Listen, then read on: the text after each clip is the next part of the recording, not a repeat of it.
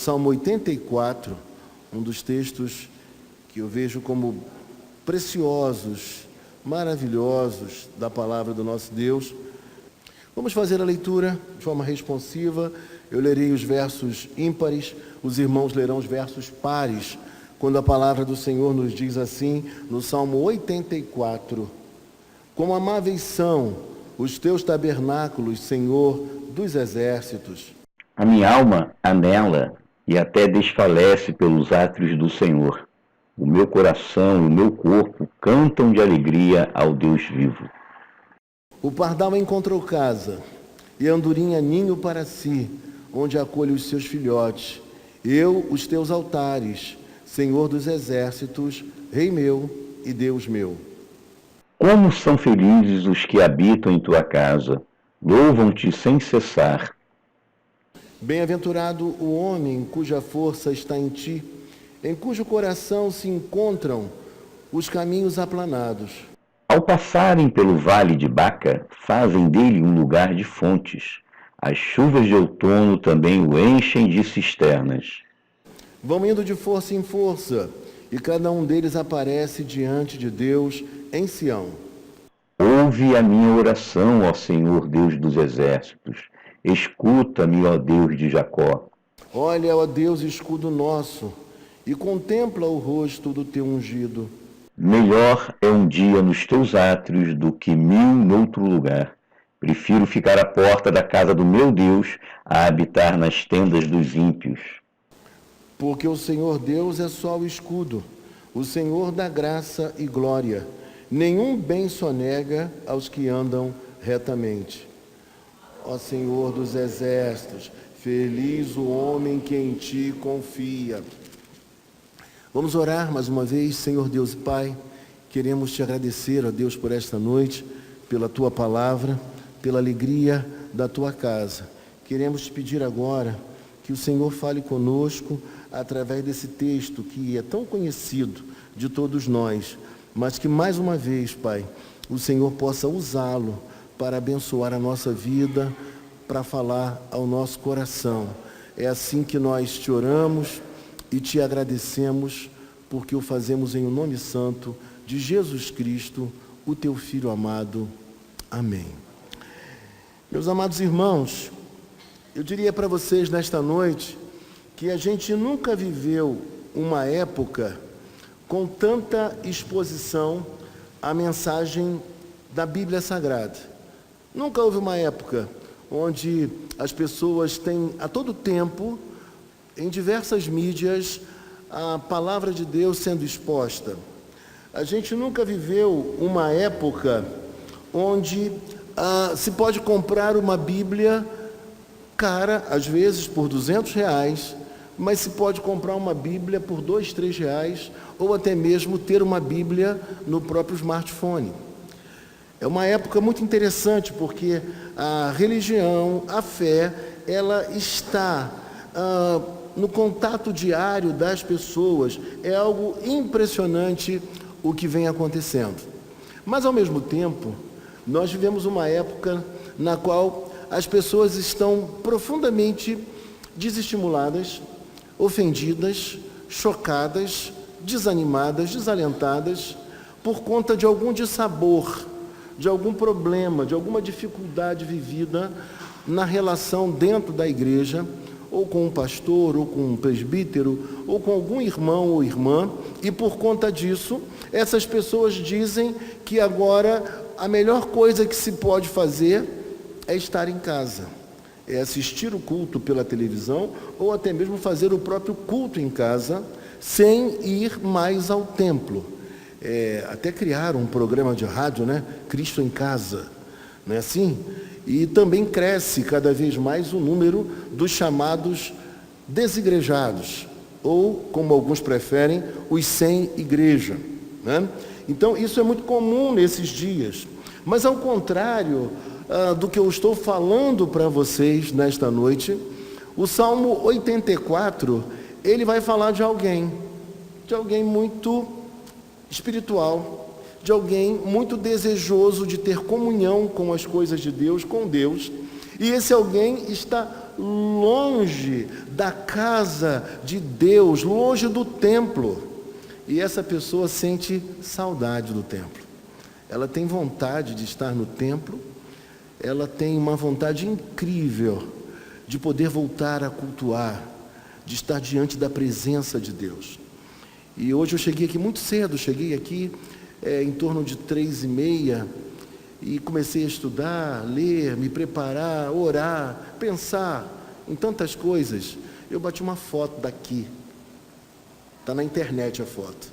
E quando eu coloquei a foto na internet, um senhor que a gente tem acompanhado, o seu João Carlos, a gente acompanhou o seu João Carlos por quase 2 semanas, e ele ia fazer um procedimento cirúrgico, e o senhor João Carlos, que ainda não é evangélico, ele escreveu lá alguma coisa dizendo que na primeira oportunidade que ele tivesse, ele estaria aqui. E nós estamos aguardando esse momento.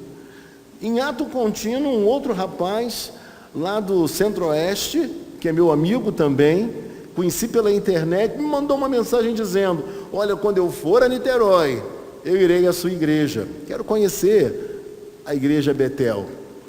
E quando eu vejo esse texto aqui, eu fico pensando, o que está acontecendo com as pessoas? O que se passa na alma, no coração?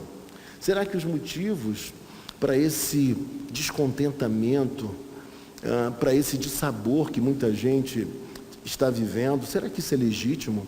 Será que isso é correto à luz da palavra de Deus? Será que é uma boa ideia ser um desigrejado? Será que é uma boa ideia brigar com o mundo, com Deus, com a igreja, com todos, e se apartar da comunhão?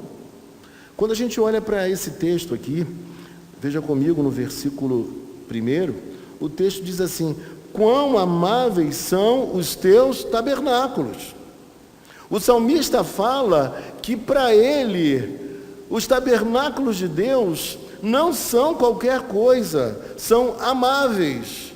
O que traz para nós a ideia de que ele desejava profundamente ali estar, porque era um ambiente no qual a presença de Deus se manifestava, era assim. Hoje nós sabemos que Deus não habita em templos feitos por mãos de homens, mas em contrapartida sabemos que esse lugar de culto, ele tem um valor, porque é aqui que a gente consagra esse templo para adorar a Deus, para louvá-lo, para honrá-lo. É neste lugar em que a palavra de Deus é ensinada. Portanto, este lugar tem o seu valor. Embora saibamos que Deus não habita necessariamente num único lugar, como se pensava no Antigo Testamento, que o templo era esse lugar no qual a presença de Deus se manifestava. Mas o salmista fala que para ele isso é importante. E quando eu penso na gente em pleno século XXI, eu não consigo imaginar um cristão que não sinta a vontade de estar neste lugar, adorando, orando, cantando e ouvindo a exposição bíblica, que é tão importante para a nossa edificação. Não consigo compreender. Nenhuma argumentação para mim é forte o suficiente. E olha que eu digo a você, eu estou nessa estrada, nessa peregrinação, desde 1985. Já vivi tudo que você também deve ter vivido. Em alguns momentos eu falei assim: não quero mais, não vou me envolver mais, não vou servir mais. Estou completamente decepcionado com homens e mulheres. Não quero mais. Mas sabe o que aconteceu comigo? Passado um tempinho, o meu coração foi sendo tocado. Gente, eu preciso dessa comunhão. Eu preciso desse ambiente. Eu preciso usar os dons que Deus me deu e colocá-los ao serviço, a serviço da igreja, a serviço dos irmãos. Eu preciso glorificar a Deus com as competências que Ele me deu. Eu fui chamado por Deus para adorá-lo. Eu fui chamado por Deus, antes dos tempos eternos, como você também, para servir a Deus. Houve um dia que Deus marcou para que eu ouvisse a sua palavra e meu coração fosse tocado e eu entregasse a minha vida a Ele. E isso foi em 1985. E essa escolha que eu fiz foi a melhor escolha que eu poderia fazer. Eu digo a vocês nesta noite, não tenho a menor vontade de voltar atrás. Existem momentos de tristeza, existem momentos de decepção, mas sempre Deus vem através do seu Espírito Santo e toca na minha vida, e me encoraja outra vez, e me estimula novamente para servir a Ele. E aqui o salmista diz: quão amáveis são os teus tabernáculos, Senhor dos exércitos. A minha alma suspira e desfalece pelos átrios do Senhor. Veja como havia um desejo no seu coração de estar diante de Deus, de estar nos átrios do Senhor, de estar no pátio. Só em estar ali para ele já era algo sensacional, já era algo maravilhoso. Você lembra do Salmo 42? Estou falando de cor, tá, gente? Não estou lendo. Mas no Salmo 42, a Bíblia fala: como suspira a corça pelas correntes das águas, por ti, ó Deus, suspira a minha alma. A imagem que o salmista faz é a imagem de um animal que percebe que pelo seu instinto natural, que ele pode perder a vida, porque está num deserto, mas ele sente que ele precisa encontrar o quê? Uma fonte de água. Ele precisa encontrar para poder preservar, para manter a sua vida. E ele faz uma comparação dizendo, sabe o quê? Como suspira a corça pelas correntes das águas, assim por ti suspira a minha alma. Assim como a corça para sobreviver precisava de água, a alma dele precisava de Deus para que ele pudesse existir, para que ele pudesse viver. E talvez nesta noite, você que aqui se encontra, talvez você esteja como salmista, porque a realidade é a mesma do Salmo 42 e também deste salmo aqui. É a ideia de alguém que necessita de Deus para viver. Viver sem Deus é impossível. Viver sem uma comunhão, sem uma intimidade com Deus, não dá. E o salmista nos fala, veja comigo, diz assim o texto: que a minha alma suspira e desfalece pelos átrios do Senhor, e o meu coração e a minha carne exultam pelo Deus vivo. Ele está dizendo, sabe o quê? Que todo o ser dele deseja Deus.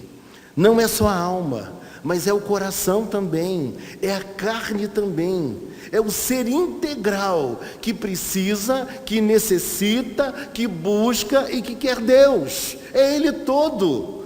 E ele diz mais, ele diz que o Deus que ele está buscando, que ele está desejando, não é qualquer Deus, é um Deus vivo. Isso significa dizer que é um Deus que interage com a nossa vida.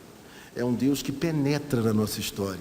É um Deus que se interessa pelas minhas questões, pelas minhas dores, pelas minhas dificuldades. É um Deus que se interessa, inclusive, em relação às minhas decepções eclesiásticas. Inclusive com as minhas decepções em relação a pessoas. Esse Deus está presente, acompanha tudo, a tudo vê, a tudo percebe. Irmãos, o salmista está dizendo que Deus é essencial à sua vida. E aí o texto prossegue nos dizendo o seguinte, veja comigo: o pardal encontrou casa e a andorinha ninho para si, onde acolha os seus filhotes, e eu os teus altares, Senhor dos exércitos, Rei meu e Deus meu. Ele nos diz aqui algo muito importante. Ele diz que até ele tem um pouco de ciúme, de inveja dos animais, dos pássaros, porque até a andorinha encontrou um lugar para se abrigar no templo, nas frestas, no telhado. Elas conseguiram fazer ali o que? Um ninho para se abrigar e para se proteger. Encontraram proteção ali. Eu digo a você, nesta noite, se existe um lugar onde nós encontramos proteção e abrigo, esse lugar é na presença de Deus. Eu diria para você que, por extensão, o lugar onde nós encontramos esse acolhimento É na casa que Ele escolheu para o seu povo se reunir. É na igreja. É aqui no meio das diferenças. É aqui no meio de gente pecadora também, que falha, que erra, como eu também erro, que a gente encontra amparo, que a gente encontra amizade, que a gente encontra encorajamento para as lutas, para as dificuldades da vida. É neste lugar que nós encontramos o que é tão necessário para a existência humana em dias de frieza espiritual, em dias em que ninguém está muito interessado por ninguém lá fora, não. Ninguém se preocupa, mas aqui a gente ora, a gente toma conhecimento das dores, a gente fica pedindo a Deus que Deus resolva as questões e os problemas, porque nós somos irmãos. E aí o texto diz para nós que o salmista também encontrou um lugar de acolhimento, e esse lugar é o altar de Deus. O versículo 3 nos diz isso: e eu, os teus altares, Senhor dos exércitos, Rei meu e Deus meu. O que eu vejo aqui é que ele vê em Deus aquele que guerreia as suas próprias lutas. E eu pergunto a você nesta noite: só eu que tenho lutas? Você não está vivendo lutas? Você não tem dificuldades? Você não tem problemas? Eu digo, eu tenho muitos problemas e muitas lutas. E é por isso que o salmista vê esse Deus como o Senhor dos exércitos, aquele que peleja por mim, aquele que peleja por você. Ele guerreia a minha guerra e a sua guerra também. E quando chega no versículo de número 4, ele vai dizer assim: bem-aventurados os que habitam em tua casa, louvam-te perpetuamente. O salmista está com uma certa inveja de todos aqueles que trabalham no templo, até mesmo do levita porteiro, daquele que tomava conta do que entrava e do que saía no templo, aquele que averiguava tudo. Ele sente ciúme também deles, porque mesmo ficando numa posição que não é lá dentro do templo, mas ele está dizendo, essas pessoas estão próximas ao templo, próximas da presença de Deus. Eu queria viver essa realidade, eu queria poder ter tempo para fazer isso. E o que eu fico pensando nesses dias é que muita gente que tem tempo, que tem oportunidade, que tem talentos e dons, pessoas que poderiam estar servindo a Deus, às vezes não estão. Pessoas que outrora trabalharam tanto, fizeram coisas tão significativas, agora estão assim: não, eu não quero fazer mais nada, o meu coração está blindado, o meu coração está fechado, eu não vou acreditar em mais ninguém. A decepção foi muito grande. Mas o salmista não tem esse sentimento. O salmista, ele quer estar perto, ele quer estar junto, ele ama esse lugar para ele é muito importante, é muito significativo. Eu fico pensando na minha vida hoje, eu digo, não teria razão de ser e de existir se Deus não estivesse na minha vida. A minha vida sem Deus não teria graça, não teria sentido. Deus é essencial para a vida. Ele é o centro da minha vida, dos meus interesses, dos meus sonhos. Eu fui chamado por Deus para adorá-lo, e você também, para glorificá-lo. Ele é o meu bem maior. Eu amo esse Deus. E aí o texto, ele nos diz assim, olhe para a Bíblia Sagrada, quando o texto diz assim, que essas pessoas, no versículo 4, elas não louvam a Deus esporadicamente, vez por outra, mas elas louvam a Deus perpetuamente. Uma entrega total, um serviço contínuo, uma dedicação completa a Deus. É o que o salmista está vendo aqui nesse texto. E eu queria nesta noite que você pensasse comigo. O que tem feito com que você fechasse o seu coração? Pense comigo, será que foi tão forte assim? Será que foi algo tão substancial para que você não se envolva com as coisas de Deus? Será que não é hora de você encontrar de novo os altares do Senhor para viver mais próximo a Ele, para adorá-lo, para servi-lo de todo o seu coração? Quem sabe nesta noite não é o tempo propício, não é a hora marcada por Deus para que isso aconteça com você, para que o seu interior seja sacudido, para que Deus mexa e quebre essas amarras, essas coisas que estão te paralisando e que não têm poder para fazer isso. E aí o texto nos diz assim ainda, versículo seguinte, versículo 5, bem-aventurado o homem cuja força está em ti. Você tem muita força? Eu não tenho. Eu lembro de Efésios capítulo 6, versículo 10 e seguintes, aqueles versos que falam sobre a armadura de Deus. Eu acredito que a minha força não está em mim, mas está na armadura, na própria armadura que o Senhor me concede. É a armadura de Deus que faz com que eu, com que você, com que nós enfrentemos as maiores dificuldades da vida. É a armadura de Deus que faz com que a gente vá à frente e não retroceda. É a armadura de Deus que traz o encorajamento para a gente enfrentar as maiores batalhas que estão propostas para mim e para você. Eu costumo pensar no seguinte: quem desiste, às vezes não vê o que Deus vai fazer ali na frente. Quem olha somente as circunstâncias, não consegue perceber que Deus tem planos maravilhosos para a nossa vida. Aguenta mais um pouco, trabalha mais um pouco, serve mais um pouco, porque Deus tem coisas a fazer. Deus não terminou, Ele começou a sua obra, mas Ele ainda não a concluiu, nem na minha vida, nem na sua vida. Talvez as alegrias que você esteja esperando, e eu também, elas estão por chegar logo ali.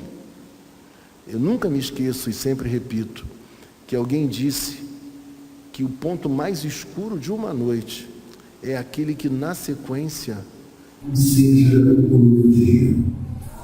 Quando o tempo fecha. A solução está escuro, quando tudo está difícil e você não vê solução, nesse ponto mais negro da noite, é aquele que logo na sequência vai raiar um novo dia, a claridade de um novo dia na minha vida e na sua vida também. Por isso, esse salmista, ele tem experiência com Deus.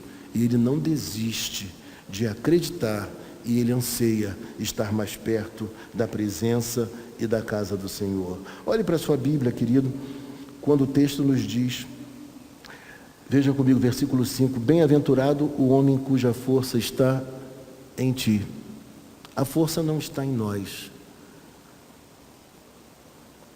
Nós não somos autossuficientes. Nós não somos isso tudo que nós queremos aparentar às vezes. Nós somos de carne e osso, nós somos fracos, nós somos frágeis, mas o que está em nós que nos fortalece é justamente o poder de Deus. É Deus na minha vida e na sua vida que nos dá a condição de enfrentar as maiores barreiras que se interpõem em nosso caminho. Amém?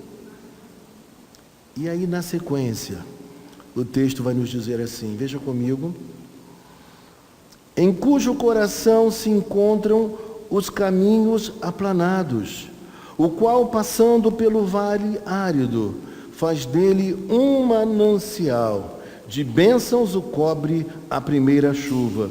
Aqui eu queria destacar algumas coisas ao seu coração. A primeira delas, o texto fala passando pelo vale árido. Eu queria te dar uma notícia não muito boa nesta noite. Se você ainda não passou, não está passando, inevitavelmente você passará pelo vale árido. Não existe uma pessoa no mundo que não passe pelo vale árido. Mas uma coisa importante também, maravilhosa, eu tenho que te dizer nesta noite. Você vai ter que passar pelo vale árido se não estiver passando, mas você não vai ficar ali. Você não vai permanecer. Ele faz parte da peregrinação. Ele faz parte da nossa história, da nossa vida. É através dele que a gente cresce, que a gente aprende. É através do vale, dos momentos difíceis, que Deus forja em nós a estatura do homem e da mulher que Ele quer construir. Portanto, os vales são importantes. Mas uma coisa o texto nos diz, que passando pelo vale árido, o vale de Bacá, o vale do choro, das lágrimas, e todos nós passamos, o texto diz uma coisa muito importante e significativa. Ele fala que aquele que é crente, ele faz desses ambientes terríveis, horríveis, sabe o quê? Um manancial. Sabe o que significa manancial? Uma fonte de águas intermináveis, de águas perenes. É alguém que transforma algo ruim em algo bom. É alguém que consegue, mesmo passando por uma grande crise, superar essa crise porque Deus está com ele, dando força, dando encorajamento. Então, o crente, quando vive esses momentos que todas as pessoas vivem, o crente tem um diferencial. Ele passa por isso tudo, mas ele é capaz de extrair lições preciosas para a sua própria vida e também para a vida de outras pessoas, para outras vidas, para outras pessoas. E algo importante de dizer a você aqui, o texto fala que de bênção o cobre a primeira chuva. A chuva de outono vai chegar e ela vai trazer um frescor, e ela vai trazer um novo tempo, um novo momento na nossa vida, e a gente precisa acreditar nessa realidade. O crente é aquele que supera esses momentos difíceis, transformando cada um deles em história. E eu digo a você, a pior coisa que existe é a gente não ter história, né? A pior coisa que existe é a gente não ter o que contar para ninguém, não ter experiências com Deus, não ter experiências na vida. E eu digo a você nesta noite, Deus quer que a gente tenha experiências. E quando a gente passa pelo vale, nós somos às vezes quebrados. Nós somos vencidos nos nossos orgulhos. Deus mostra que nós precisamos de humildade, que nós precisamos caminhar mais na dependência dEle, que nós precisamos acreditar que até nessas horas difíceis, Deus vai levantar pessoas para acrescentar a nossa vida, a nossa experiência cristã, que nós não somos autossuficientes, nós precisamos uns dos outros. Não pense você que você tem tudo, que nada te falta, nem nada vai faltar a você. Eu lembro de um rapaz que me deu nos deu uma grande ajuda uma época, aqui na igreja. E depois de nos dar uma grande ajuda, ele me liga e diz que estava precisando de mim, de uma visita, de uma oração, de uma mão amiga, de um abraço. E olhando para ele, se nós olhássemos na visão natural, a gente diria assim: o que esse homem quer? Nada falta a ele. Ele tem todas as coisas aparentemente. Mas eu digo a você nesta noite, existem necessidades nossas que são reais. E elas não envolvem necessariamente dinheiro, nem posição social. Existem momentos na nossa vida que a gente precisa de um acolhimento, de um abraço, de um carinho, de uma oração e de uma atenção. Se engana quem coloca o coração no poder econômico, na riqueza, nos bens materiais. Eles não são suficientes para completar a nossa necessidade mais íntima. Nós precisamos de Deus. Nós precisamos dessa ligação com o eterno que nós temos. E aí quando a gente olha para o texto vai nos dizendo assim, veja comigo, versículo 7, vão indo de força em força, cada um deles aparece diante de Deus em Sião. E eu fiquei pensando aqui, meus irmãos, no versículo de número 7, vão indo de força em força. Eu fico pensando que para a nossa caminhada da vida, a gente não carece de força só uma vez. A gente precisa de força e força. O caminho é tão difícil como era o caminho para eles, caminho pedregoso para chegar até o templo lá em Sião. Mas eles precisariam de força, de encorajamento para que eles não desistissem da caminhada. E eu pergunto a você, não é assim com você? Não é assim comigo? Todos nós precisamos da parte de Deus desse encorajamento seguido, porque quando nós vencemos uma etapa da nossa vida, mais um pouco à frente, uma nova situação se apresenta diante de nós, e mais uma vez precisamos de força para vencer e para superar a dificuldade. Quem dera que os problemas e as lutas viessem apenas de uma vez só. E aí eu lembro de um grande amigo meu que sempre dizia, a Bíblia fala no dia mau, e a grande pena que ele dizia para mim é que o dia mau não é um dia de apenas 24 horas. Porque se fosse de 24 horas, a gente se trancaria em casa, fecharia tudo, protegeria bem a nossa vida e a nossa família, e quando desse 00:01, a gente saía feliz e alegre, porque tudo se passou e nenhum problema jamais voltará. Mas não é assim. O dia mau são aqueles períodos nos quais nós enfrentamos lutas seguidas e que a gente pensa, meu Deus, quando isso vai acabar? Quando eu vou ver o outro lado? Quando essa história vai ser diferente? Queridos irmãos, eu digo a vocês nesta noite, prossiga mais um pouco. Acredite em Deus e continue adorando a Ele. Se você estiver passando pelo vale, enfrente esse vale com muita fé, porque o Senhor mesmo, Ele vai te conduzir para fora do vale. Não tenha receio, se encoraje. Queria dizer para você nesta noite que as minhas maiores batalhas, os momentos vividos por mim, dos mais difíceis, foram momentos que eu nem sei como eu os superei. Tive amigos, mas eu tive Deus comigo. Eu tive encorajamento da parte de Deus para quando as forças já inexistiam, eu pudesse caminhar mais, eu pudesse prosseguir um pouco mais. E hoje tudo isso que eu já vivi me serve de adubo, de fertilizante, me serve de algo muito positivo para acrescentar e para abençoar muitas pessoas que passam pelo meu caminho e pela minha história.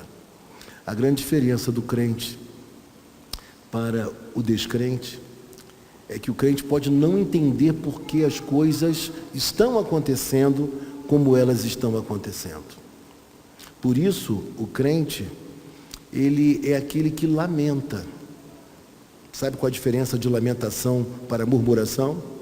A lamentação é aquele que fala, Deus, porque podendo ser diferente, está sendo como está sendo, meu Deus.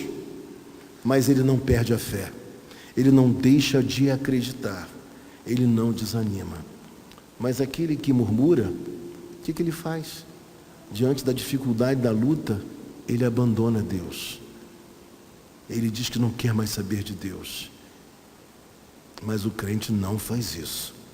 A luta pode ser intensa, pode ser sangrenta, pode ser renhida, mas ele continua, porque ele sabe quem é o Deus a quem ele serve. Ele não tem experiências de agora com Deus. Ele tem toda uma trajetória na qual Deus se manifestou de maneira tremendamente abençoadora. Eu digo para você nesta noite, eu tenho vitórias que eu não sei como eu consegui. Coisas que eu olho para trás hoje e falo, como eu cheguei aqui, 2020, não sei como, mas Deus esteve ao meu lado, como Deus também está ao seu lado. Amém? E aí o texto nos diz assim, olha, o texto nos diz, vão indo de força em força, cada um deles aparece diante de Deus em Sião. O prêmio para o salmista era chegar diante da presença de Deus. O prêmio para o salmista era chegar diante do Rei dos Reis, era chegar naquele lugar da manifestação da presença do Senhor. Ele queria chegar ali, ele desejava aquele lugar, e o próprio Deus é quem dá força para que ele pudesse chegar àquele lugar. E aí o texto diz assim, versículo 8: Senhor dos exércitos, escuta-me a oração. E é interessante dizer que ele faz uma oração ao Senhor dos exércitos. Eu fiquei pensando por quê? Porque é o Senhor dos exércitos que ouve a nossa oração e que peleja por nós. É Ele quem peleja por nós. Você não vai lutar sozinho, você não vai guerrear sozinho. Ele está com você diante e durante toda a sua jornada e peregrinação. Ele está com você, e é Ele mesmo que é o maior interessado que você vença toda essa etapa e chegue até a presença de Deus, a presença dEle. É Ele quem quer, é Ele quem te leva, é Ele quem te toma pela mão. Mas nesse processo todo, Deus vai tratando da gente, Deus vai cuidando de nós, porque às vezes nós, como crentes, somos muito presunçosos.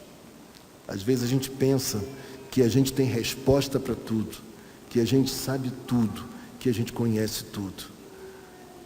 Só que Deus, nesse processo, Ele mostra que nós precisamos nos vergar, nos curvar e deixar que Ele nos conduza, que Ele nos leve, que Ele nos encaminhe, porque Ele sabe o que é melhor para você e Ele sabe o que é melhor para mim também. E aí o texto prossegue dizendo, veja comigo: presta ouvidos, ó Deus de Jacó. E eu pergunto a você nesta noite, quem era Jacó? Em primeiro lugar, o quê? Uma pessoa. Em segundo lugar, a Bíblia fala que ele era o quê? Suplantador, enganador, era alguém com falhas de caráter. Não era assim? Não é assim a história de Jacó? É assim. Sabe o que esse texto quer dizer? Que Deus é Deus de vivos. E se Ele é Deus de vivos, Ele é Deus de gente como eu e você, de gente imperfeita, de gente com falhas, de gente que às vezes faz coisas não muito corretas, que às vezes dá mau testemunho, que às vezes faz aquilo que não deveria fazer, mas faz. Ele está dizendo que esse Deus com o qual Ele se relaciona é um Deus que conhece a nossa estrutura, que sabe a nossa realidade, que sabe quem nós somos. Nós não precisamos interpretar um papel, porque Ele sabe exatamente aquilo que eu tenho de bom e aquilo que eu tenho de ruim, aquilo que precisa ser transformado, mudado. Semana passada eu dizia para vocês que a gente que está aqui falando, pregando, a gente vai pegando um certo costume de fazer isso. A gente ora em público, fala em público, vai vencendo a timidez. Mas eu conheci um homem que ele orava como eu nunca vi nenhum pastor orando.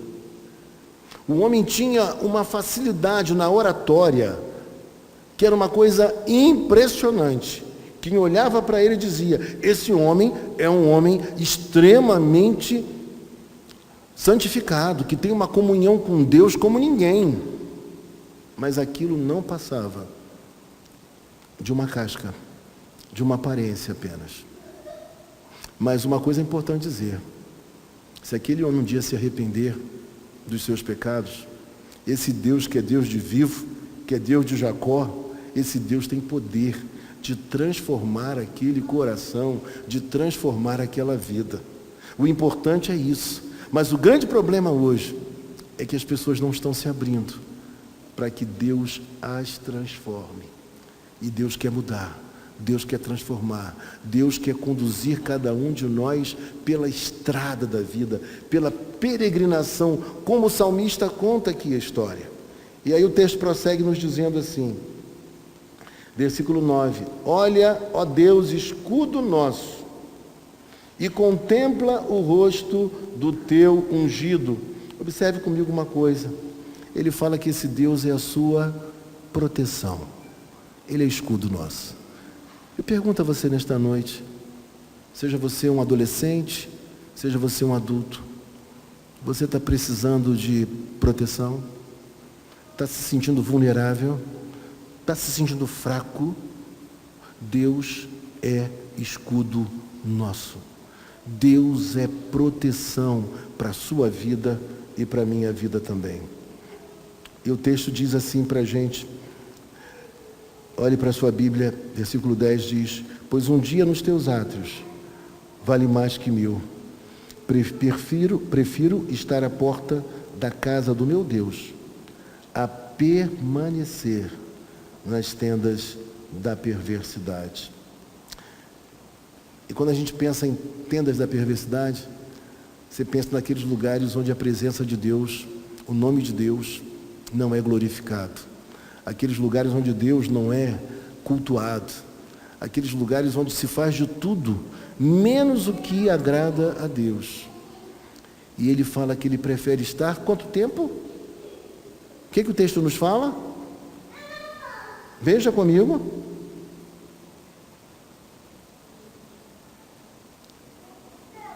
Um dia. Não é isso que o texto está dizendo? Pois um dia nos teus átrios vale mais que 1000. Prefiro estar à porta da casa do meu Deus a permanecer nas tendas da perversidade. Ele está dizendo o seguinte, olha, vale a pena romper todos os laços, todas as ligações, tudo aquilo que te prende ao que não é de Deus. O salmista está dizendo que tudo aquilo que está tentando te embaraçar, tudo isso deve ser deixado para trás, desvencilhado de você, para que você possa viver uma vida plena em Deus. Esse deve ser o seu maior intento, é o que ele está dizendo, e ele faz uma comparação. Não há nada igual a estar na presença de Deus, nem que seja por um dia. E aí eu pergunto, por que tanta gente tem abandonado Deus? Por que tanta gente tem aberto mão de cultuar a Deus? Por que tantas pessoas estão se dizendo desiludidas, desencantadas com o Evangelho? Se nós tivermos relacionamentos equilibrados, bíblicos com as pessoas, sem exigir delas mais do que se pode exigir, nós verificaremos que vale muito a pena se relacionar. Que Deus coloca na nossa vida pessoas singulares, pessoas pecadoras como nós, mas pessoas que são importantes para o nosso crescimento e para o nosso desenvolvimento espiritual. Por isso a igreja, ela é tão significativa. Não existe um outro lugar melhor, onde aquele que é pobre, ele é acolhido. Aquele que é rico também é acolhido. Aquele que não tem nenhuma deficiência física, ele é acolhido. E o que tem também é acolhido. A igreja é este lugar da parte de Deus, onde nós crescemos, nos desenvolvemos e vencemos até mesmo as nossas próprias dificuldades pessoais. E aí, o texto, para a gente terminar, diz assim, veja comigo, versículo 11, porque o Senhor Deus é sol e escudo. O Senhor Deus é sol e escudo. Ele é aquele que ilumina o nosso caminho. Ele é o sol da justiça. Ele é a luz que nos guia. Mas, ao mesmo tempo, Ele também é proteção. E tem dias que nós estamos precisando, sabe de quê? Proteção. Tem dias que a gente está muito frágil. Tem dias que a gente está muito fraco. Tem dias que a gente está precisando de Deus intensamente. E a gente não pode esquecer disso. E na sequência ele vai dizer, o Senhor da graça e glória. Aqui, quando ele pensa em graça e glória, ele está falando o seguinte: é Deus quem dá a salvação e é Deus quem dá perdão a nós. Nós não podemos nos salvar a nós mesmos. Precisamos dele, só dele. É Jesus Cristo quem fez essa obra. Mas nós precisamos também de quê? Precisamos de perdão. Sabe por quê? Porque todos nós falhamos, todos nós erramos. Por isso que quando eu olho para esses sem igreja, para os desigrejados, para os decepcionados, eu fico pensando: tolos, infantis, não sabem quem é o Deus a quem eles servem. Um Deus tão amoroso, que enviou o seu Filho para morrer em nosso lugar. Esse Deus que perdoa os nossos pecados, por piores que eles sejam. Ele tem poder para perdoar as coisas mais feias que nós fazemos. E eles se esquecem que tem um Deus assim, que constituiu a igreja como sua agência, que deu a importância imensa à igreja. E nós precisamos congregar e cultuar. E às vezes a gente não quer cultuar, sabe por quê? A gente não quer a igreja, sabe por quê? Porque na igreja a gente tem que submeter a outras pessoas. Na igreja você tem que dar satisfação. Na igreja você tem uma liderança sobre você. E nessa época, tudo que a gente não quer é dar satisfação a ninguém. Que ninguém saiba da nossa vida, do que a gente faz. E tem gente também, nesses dias, diz que não precisa de igreja, porque não quer colaborar com a igreja financeiramente. Existem pessoas que não podem, não têm a menor condição, mas existem outras: não toca no meu bolso, toca em qualquer lugar. E se eu for da igreja, eu vou ter que ajudar financeiramente. Engano. Que privilégio é a gente poder colaborar com um pouco daquilo que Deus tem dado a nós. Como é bom a gente poder repartir um pouco daquilo que Deus nos agraciou. Irmãos, Deus não tem deixado faltar nada. Ele sempre supre de alguma maneira. Eu nunca me esqueço, quando meus 2 filhos nasceram. Quando o primeiro filho nasceu, eu falei: meu Deus do céu, que responsabilidade. Vocês sabem que eu ganhei tudo que era necessário, todas as fraldas, hipoglós, como se chama? Lenço umedecido. Irmãos, eu fiquei 6 meses sem comprar nada para Esdras. Depois nasceu Esther. Eu fiquei com 5 meses para 6 também, sem precisar comprar nada. E eu falei: Deus, esse Deus que eu amo, que eu sirvo, Ele encontra os caminhos, Ele age de uma forma que nos surpreende e supre as nossas necessidades. Como não confiar nele? E aí, o texto diz assim, para corroborar com o que eu estou dizendo: nenhum bem sonega aos que andam retamente. Ele não está dizendo, preste atenção, aqueles que são perfeitos, porque perfeitos nenhum de nós é. Ele está dizendo que se alguém tem uma relação sincera com Ele, se alguém caminha com Ele, Ele tem maior alegria de suprir todas as nossas reais necessidades. Eu tenho certeza que se você desse testemunho nesta noite, você ia dizer tanta coisa que Deus fez na sua vida. Foi assim também na minha vida. E eu quero estimular a sua fé, para que você, por coisas pequenas, não deixe de acreditar, de servir a Deus, de caminhar com Deus. E aí, finalmente, ele diz: o Senhor dos Exércitos, feliz o homem que em ti confia.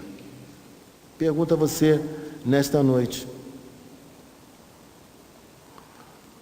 como é que está o seu coração? Como é que está a sua vida?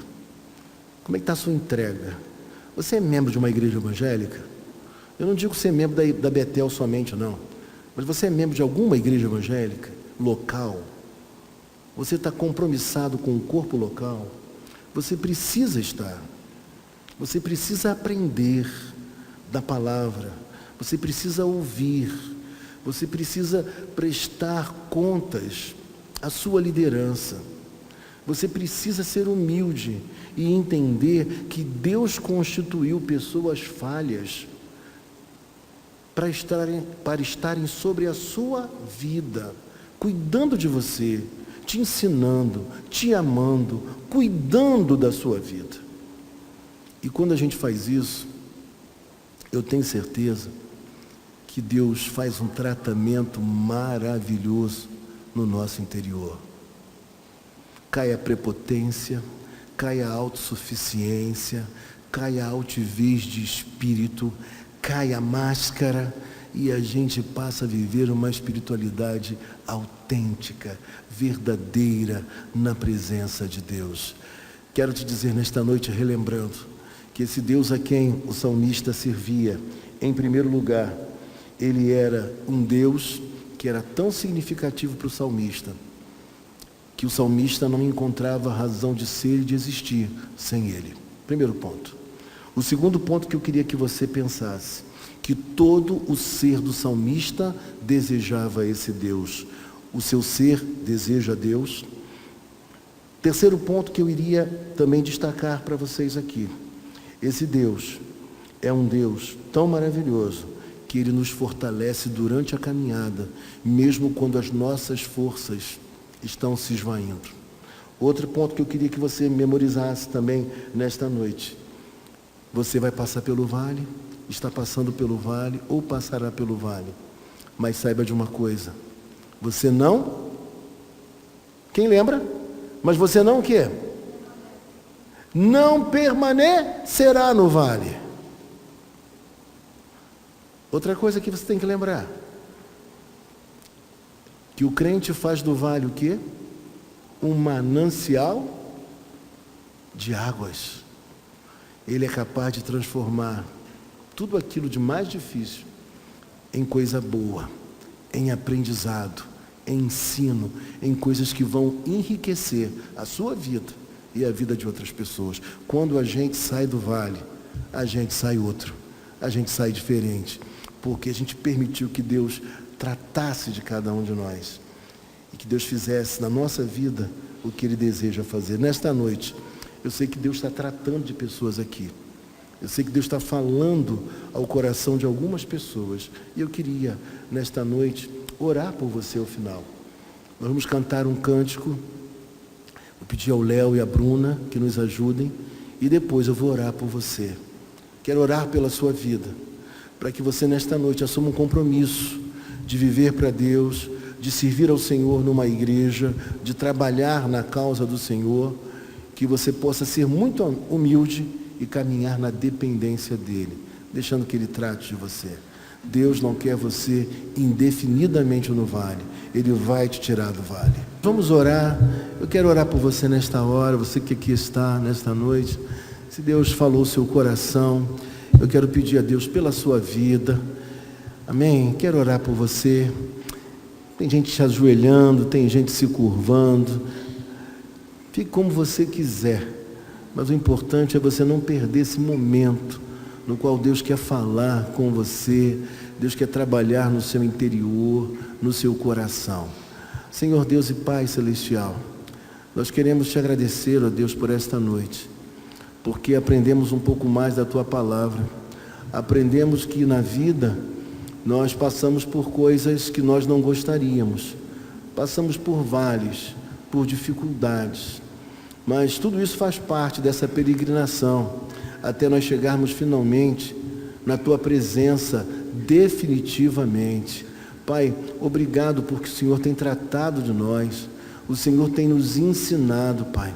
Por vezes o Senhor tem nos quebrado, Pai, porque às vezes somos altivos, às vezes achamos que temos resposta para tudo, às vezes nosso coração se encontra endurecido, Pai.